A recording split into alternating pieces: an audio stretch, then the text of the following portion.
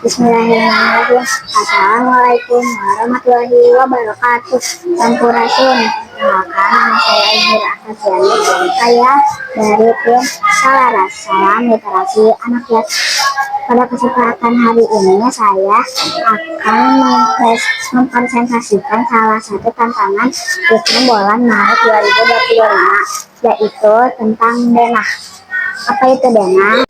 Denah adalah gambar yang menunjukkan tata letak suatu tempat. Saya membuat denah sekolah.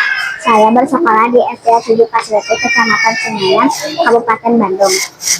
Di sebelah utara ada musola, kelas 1A dan 1B, kelas 6B, kelas 6A, ruang operator, dan perpustakaan. Di bagian timur ada kelas 4B, 4A, gerbang, parkiran, ruang kepala sekolah, kelas 2A, 2B, dan ruang guru. Di bagian selatan ada ruang 3B, 3A, tangga menuju 5A dan 5B, dan tempat wudhu. Di bagian barat ada panggung, ruang TU, toilet wanita, ruang kesenian, kantin, dan toilet laki-laki. Di bagian tengah ada lapangan.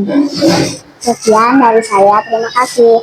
Assalamualaikum warahmatullahi wabarakatuh. Salam literasi.